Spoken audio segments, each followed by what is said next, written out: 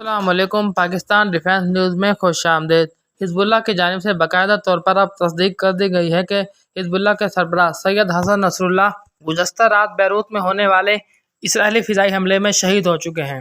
حسن نصر اللہ کے ساتھ دیگر دو اہم کمانڈر تھے، وہ بھی شہید ہوئے ہیں، اور ایک ان کی بیٹی تھی زینب نصر اللہ، وہ بھی شہید ہو گئی ہیں۔ اس کے ساتھ ساتھ ایران کا ایک اعلیٰ فوجی افسران سید عباس شاہ بھی اس حملے میں شہید ہو چکے ہیں۔ تو کیا اس سے کوئی حزب اللہ کی صلاحیتوں کو فرق پڑے گا؟ کیا اس سے شمالی اسرائیل میں جنگ بند ہو جائے گی؟ کیا اس سے حزب اللہ کمزور ہوگی؟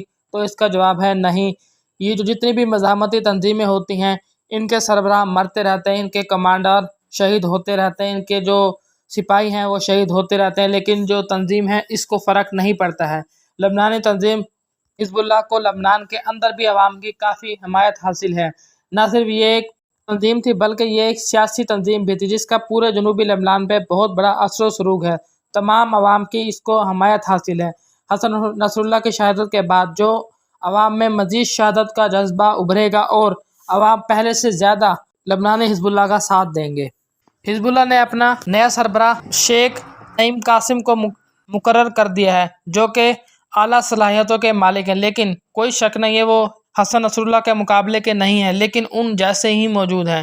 اسرائیل تقریباً گزشتہ کئی دنوں سے حزب اللہ کے ٹاپ کمانڈروں کو نشانہ بنا رہا ہے۔ انہوں نے حسن نصر اللہ کے بعد 2 نمبر اور 3 نمبر پہ جو موجود اعلیٰ افسران تھے، فواد شکر جیسے، ان کو بھی شہید کر دیا تھا۔ اس کے علاوہ میزائل یونٹ کے سربراہ ان کو شہید کیا، ویسٹرن کمان کے سربراہ ان کو شہید کیا، یعنی کہ ٹوٹل ملا کے 550 کمانڈروں اور ٹاپ لیڈرشپ کو قتل کر چکا ہے۔ یقینی طور پہ یہ اسرائیل کی ایک بہت بڑی کامیابی ہے کہ اس نے حماس کے سربراہ کے بعد حزب اللہ کے سربراہ کو بھی شہید کر دیا کہ حزب اللہ مشرق وسطیٰ میں سب سے طاقتور ترین جماعت سمجھی جاتی ہے۔ دیکھا جائے تو یہ ایک ایران کی بھی ناکامی ہے کہ وہ نہ صرف اسماعیل ہانیہ کے قتل کا بدلہ بھی اسرائیل سے نہ لے سکا، بلکہ اب اس کے سب سے بڑے اتحادی حزب اللہ کے سربراہ بھی اب اس دنیا سے جا چکے ہیں۔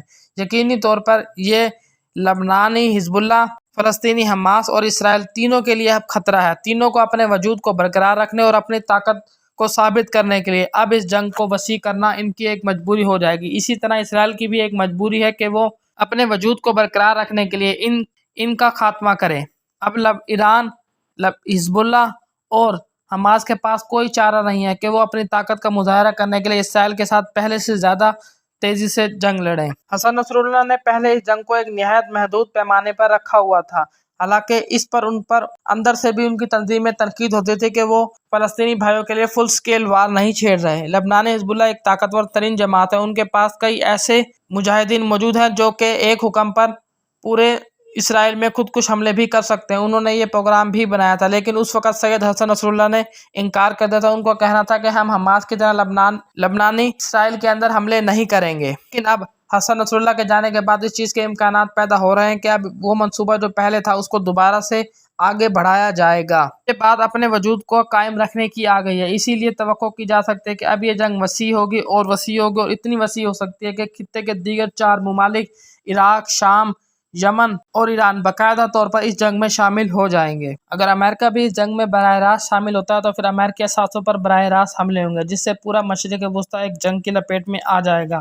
اور اس کے ساتھ ساتھ اگر دیگر ممالک شامل ہوئے تو یہ جنگ عظیم تیسری میں تبدیل ہو جائے گی، جس کے امکانات بنتے نظر آ رہے ہیں، کیونکہ گراؤنڈ لیول پر مکمل طور پر ایسی صورتحال بنا دی گئی ہے کہ لبنان اور ایران باقاعدہ طور پر اسرائیل کے ساتھ جنگ میں اب شامل ہو جائے۔ دیکھیں، لبنان سربراہ حسن نصر اللہ کی شہادت کے بعد نیا سربراہ منتخب ہوتے ہی اسرائیل پر بڑے پیمانے پر راکٹ حملے شروع ہو گئے ہیں۔ ایران کی جانب سے اس جنگ میں بڑا نقصان اٹھایا گیا ہے۔ ایران کے کئی اعلیٰ کمانڈر اس جنگ میں اب تک شہید ہو چکے ہیں، جو کہ اسرائیل نے دوسرے علاقوں میں، دوسرے ملکوں میں شہید کیے، لیکن اس کے باوجود ایران نے صبر و تحمل کا مظاہرہ کیا اور کوئی خاص جواب نہیں دیا۔ لیکن اب جو اسرائیل کے اس حملے کے بعد جس میں حسن نصر اللہ کو شہید کیا گیا اور ایرانی ایک اہم اعلیٰ کمانڈر کو بھی شہید کیا گیا، ایران کے لیے ایک بہت بڑی مجبوری بن گئی کہ وہ اپنے دفاع کو اور اپنے وجود کو برقرار رکھنے کے لیے براہ راست اسرائیل کے ساتھ جنگ میں شامل ہو جائے۔ ویڈیو کو لائک کریں اور چینل کو سبسکرائب کرنا مت بھولیں۔